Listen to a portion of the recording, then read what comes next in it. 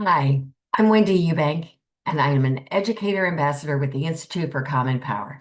I teach 7th and 8th grade at Seattle Girls School, and this is your daily truth for May 28th.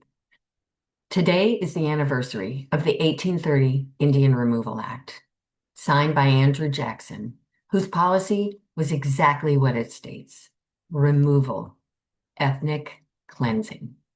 From the moment of first contact with Europeans in 1620, the goal of colonizing settlers was to take the land using whatever means was necessary: deceit, disease, debt. Moving forward to Thomas Jefferson, his goal was civilization. He wrote that he considered the Indian equal in mind and body to the white man. What they needed was to learn agriculture and the domestic arts, which would require much less territory.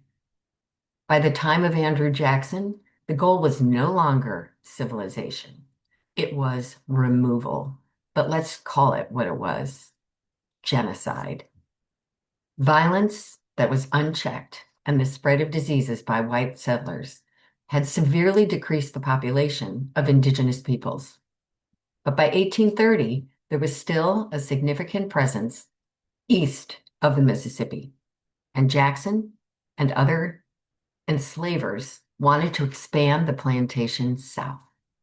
So the crime of slavery justified the crime of ethnic cleansing. The so-named civilized tribes had done everything right to accommodate U.S. government demands. They were given an impossible choice: submit to the laws of a foreign government in exchange for remaining on the land that was their homeland, or move to the West to retain their autonomy.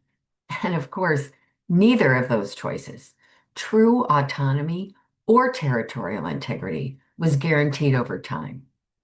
John Ross, an opponent of relocation, was the Cherokee chief throughout the struggle over removal and until his death years later.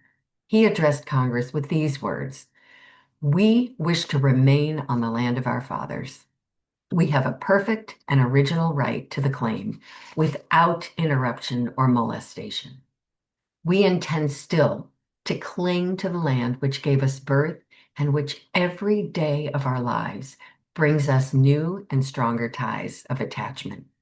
On the soil which contains the ashes of our beloved men, we wish to live, and on this soil we wish to die."